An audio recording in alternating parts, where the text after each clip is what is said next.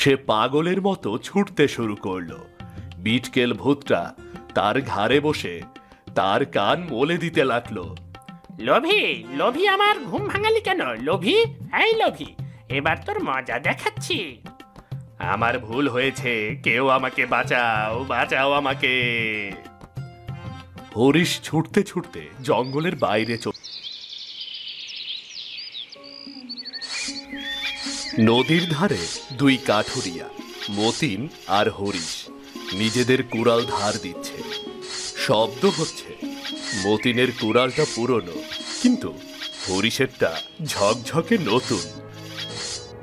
ওরে মতিন, তোর ওই ভোতা কুড়াল দিয়ে কি আর কাঠ কাটা হয় রে? ওটা দিয়ে তো শুধু মশা মারা যাবে রে। দেখ, আমারটা একবার চালালে 10টা কোপেতে গাছ কেটে যায় রে, বুঝলি? তোর নতুন কুড়াল নিয়ে তুই থাক। আমার এই পুরনো কুড়ালই আমার পেটের ভাত জোগায়। এটাই আমার একমাত্র সম্বল। হ্যাঁ, এ তেমনই হলো যে, ওই যে বলে না, আঙ্গুর ফল টক। কুড়াল কিনতে না পারলে এ ভোতা কুড়ালই ভালো, তাই না? দেখ, বেশি কথা বলবি না। আমার যা আছে তাই নিয়ে আমি ভালো আছি। নতুন আরেকটা কিনলে পয়সা আরো বেশি রোজগার করতে পারতি, বুঝলি?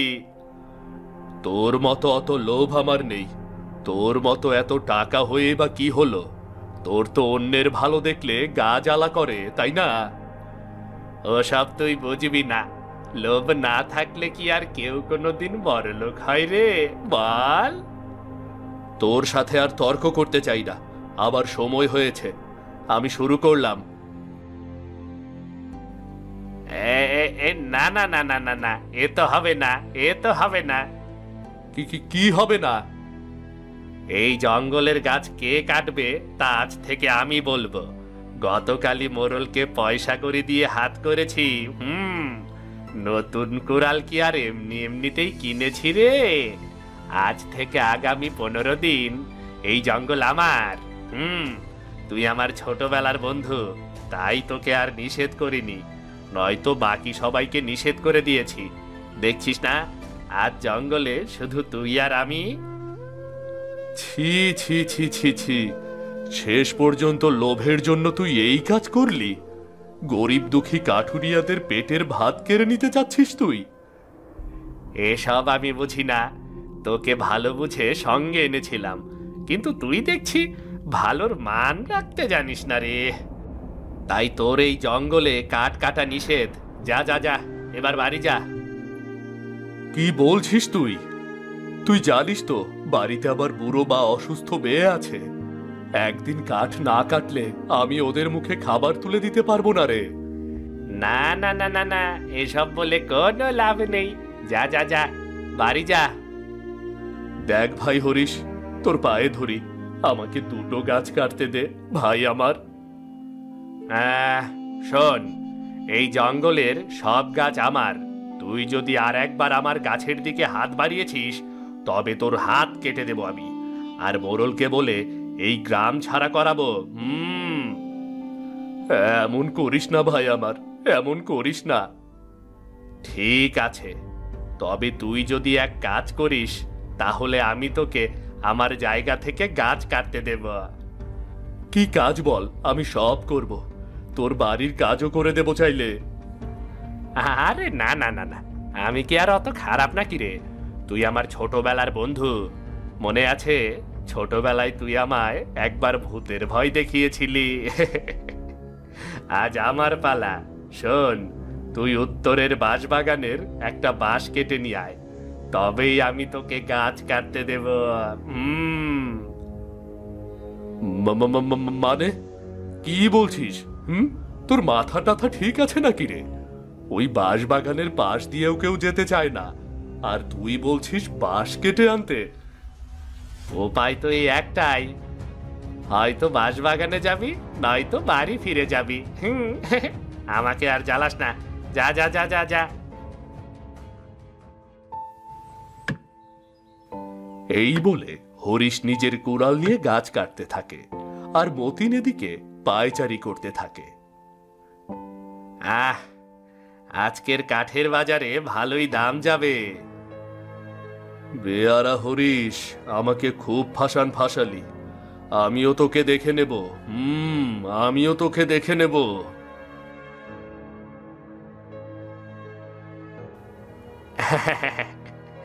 এবার ভূতে তোর ঘাড় মটকাবে।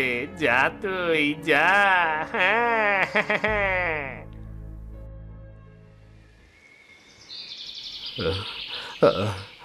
এবারের মতো আমাকে বাঁচিয়ে দাও, বাঁচিয়ে দাও আমাকে।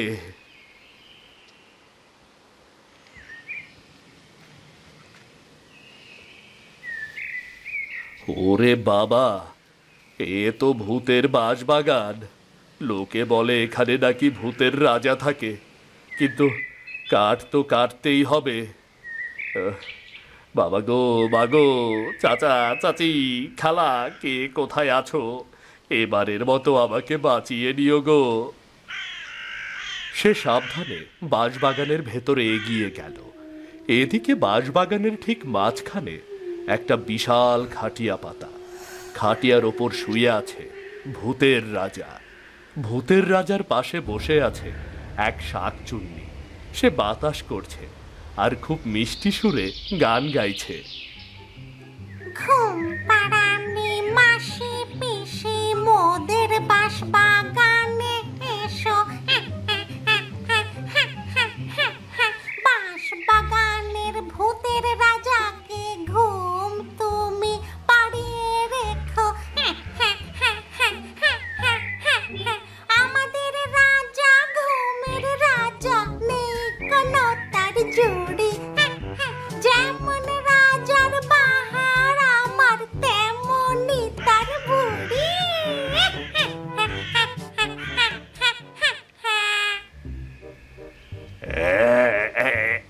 এই কি বললি? থুকু, ভুল হয়ে গেছে রাজা মশাই। এদিকে মতিন ভয়ে কাঠ হয়ে হারছে। এবার মতিন গানের মতো করে বলবে, আর এটা ভূতেরাও শুনতে পাবে। ওরে বাবা, ওরে মামা, ওরে চাচা, এবারের মতো বাঁচিয়ে নাও। আর জীবনে আসবো না রে। এ কি, তোর কণ্ঠ আবার ছেলেদের মতো শোনায় কেন? না মহারাজ, এ তো আমি বলিনি, এ তো কোনো মানুষের কণ্ঠ।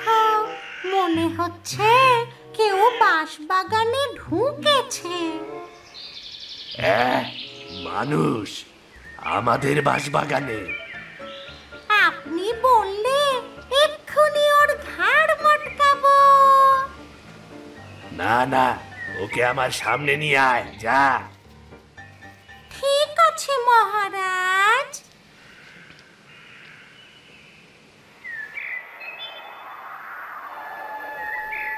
এই, কে রে তুই? ওরে বাবা রে, এ তো ভূত।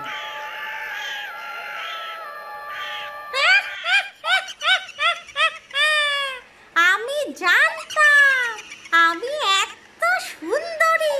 দেখলে তো, মরার পরে লোকেরা আমাকে দেখেই অজ্ঞান হয়ে যাচ্ছে। দেখতে হবে তো, বেঁচে থাকতে ফেয়ার অ্যান্ড লাভলি মাখতাম। কিন্তু এখন কি করি? ওকে বরং কাঁধে করে নিয়ে যাই। হ্যাঁ,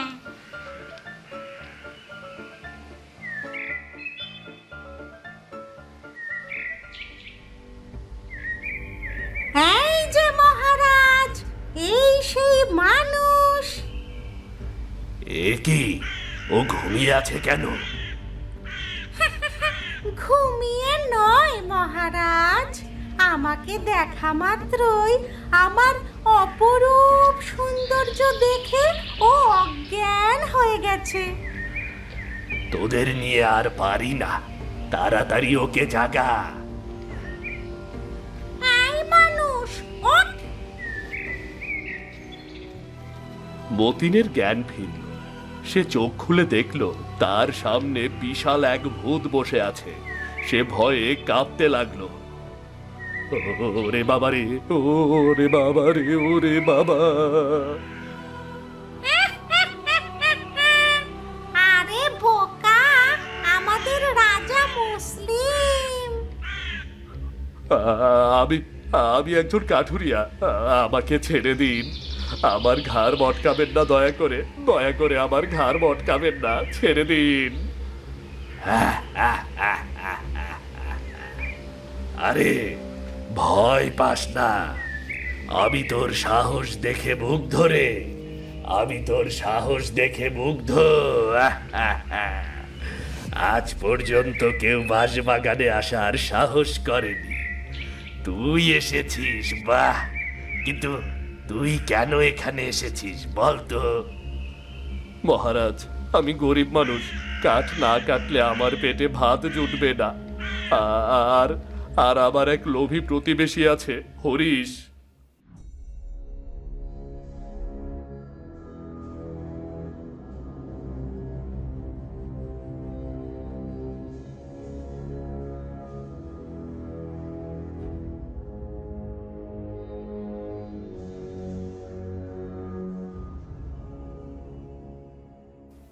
বাহ, তোর মনটা খুব ভালো, লোভ নেই। বেশ, আমি তোকে দুটো বর দিলাম। ভূতের রাজা তার বিশাল হাতটা মতিনের মাথার ওপরে রাখলো। প্রথম বর, আজ থেকে তুই সব ভূত দেখতে পাবি, তারা কোথায় আছে, কি করছে, সব কিছু। এ কি বর দিলেন মহারাজ? আমি তো ভূত দেখলেই ভয় পাই। ভয় পাস না, এই বর তোর কাজে লাগবে। আর দ্বিতীয় বর, তুই সব গাছের নিচে পোতা গুপ্তধন দেখতে পাবি। মাটির নিচে সোনা দানা, হীরা, মুক্ত সব তোর চোখে ধরা পড়বে। যা, এবার তুই ফিরে যা, কিন্তু মনে রাখিস, এই বরের কথা কাউকে কিছু বলবি না। ঠিক আছে মহারাজ, ঠিক আছে। ওরে বাবা, কি বাঁচা বাঁচলাম রে! আজ তো আর কাঠ কাটতে পারলাম না, বাড়ি ফিরবো কি নিয়ে? আরে, দূরে ওই গাছের নিচে কি চকচক করছে, দেখি তো গিয়ে।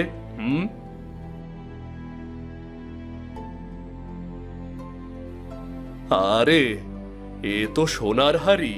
তার মানে ভূতের রাজা যে বর দিল তা কি সত্যি? ওহো, আমি তো এবার বড়লোক হয়ে যাব, কি মজা! যাই যাই, তাড়াতাড়ি মাটি খুঁড়ে সোনাগুলো বের করি।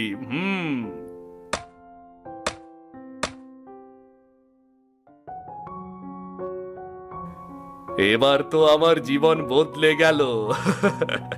ভূতের রাজা, আপনাকে অনেক অনেক অনেক ধন্যবাদ।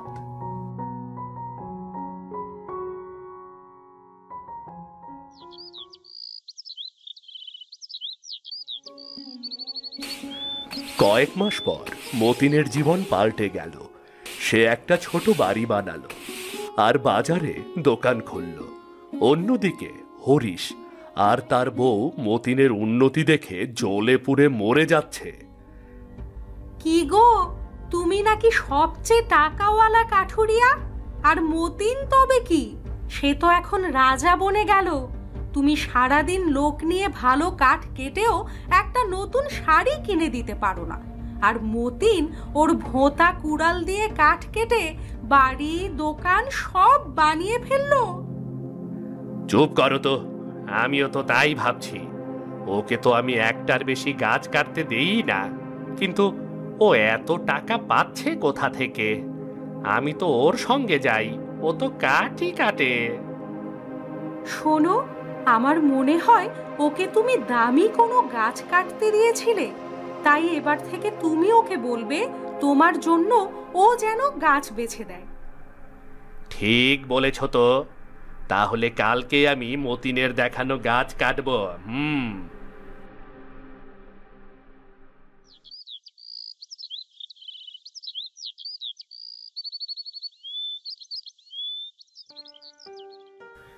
হ্যাঁ রে মতিন, কই যাস?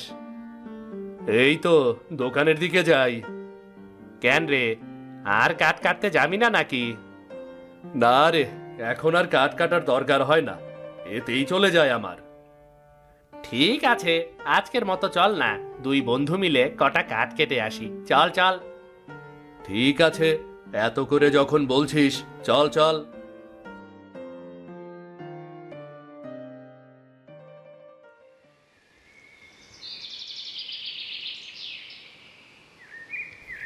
ওহ, এবার একটা দামি কাঠের গাছ কাটতে পারলেই আমার আর এই কাজ করা লাগবে না।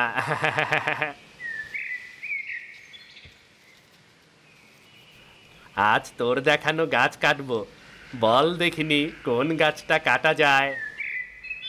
আমার দেখানো গাছ? কেন রে? আরে তুই তো আর আসবি না, তাই আর কি।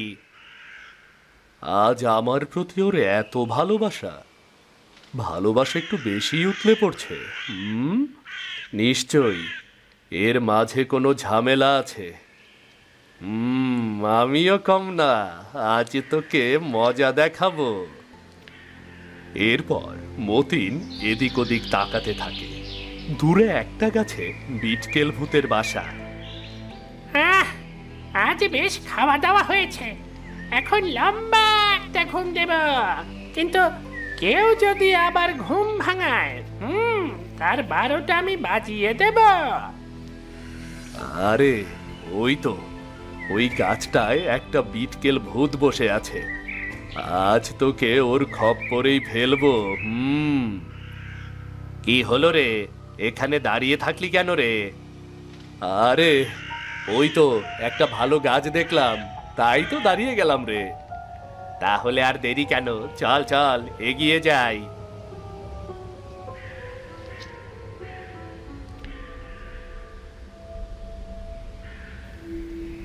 হ্যাঁ রে মতিন, এই গাছটা কেন বাছলি রে? আরে দেখছিস না, এই গাছটার কাঠ অনেক শক্ত আর মোটা। এই গাছ যদি কাটিস তাহলে 2 দিন আর কাজ করতে হবে না, বেশ ভালো দাম পাবি রে। বেটা, আমাকে সেদিন ভূতের খপ্পরে ফেলেছিলি, আজ দেখ তোকে আমি কি করি। সত্যিই তোর বুদ্ধি আছে বলতে হয়, তাহলে এই গাছটাই কাটি। তুই তাহলে কাট, আমি আসি, আমার আবার দোকানে বসতে হবে, বুঝলি? ঠিক আছে, তুই যা তাহলে।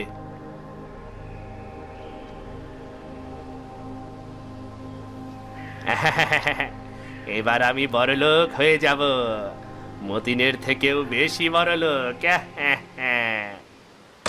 হরিশ পাগলের মতো কুড়াল দিয়ে সেই বিটকেল ভূতের গাছটা কাটতে শুরু করলো। ডালে বসে থাকা বিটকেল ভূতটা রেগে গেল। হেই ওরে, হেই ওরে, এই ওরে। এ কি হচ্ছে? আমার গাছটা নড়ছে কেন? হেই ওরে, হেই ওরে। ও, তাহলে এক মানুষ। কে রে তুই? আমার বাড়ি ভাঙছিস? আয় আয়, তোকে আমি দেখাচ্ছি মজা, দাঁড়া। গাছটা যেই মাটিতে পড়লো, অমনি বিটকেল ভূতটা লাফ দিয়ে হরিশের ঘাড়ে চেপে বসলো। তুই আমার গাছ কাটলি, এইবার আমি তোর ঘাড় মটকাবো। না হলে তোর ঘাড়ে থাকবো আমি। ওরে বাবা গো, ভূত ভূত, মতিন বাঁচা বাঁচা, আমাকে বাঁচা রে মতিন, মতিন বাঁচা। হরিশের হাত থেকে কুড়াল পড়ে গেল, সে পাগলের মতো ছুটতে শুরু করলো।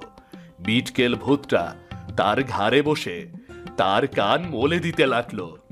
লোভী, লোভী আমার ঘুম ভাঙালি কেন? লোভী, এই লোভী, এবার তোর মজা দেখাচ্ছি। আমার ভুল হয়েছে, কেউ আমাকে বাঁচাও, বাঁচাও আমাকে। হরিশ ছুটতে ছুটতে জঙ্গলের বাইরে চলে গেল। ওদিকে মতিন এক গুপ্তধনের গাছের নিচে গেল, সোনালী কলস দেখল। বাড়ি যখন ফিরছি তখন আরো এক কলসি সোনা নিয়েই যাই। তখনই ওর সামনে দিয়ে ঘাড়ে ভূত নিয়ে হরিশ দৌড়ে যাবে। বাঁচাও, বাঁচাও, বাঁচাও। ভূতের রাজা দিল বর, আর লোভী হরিশ পেল ভূতের খপ্পর।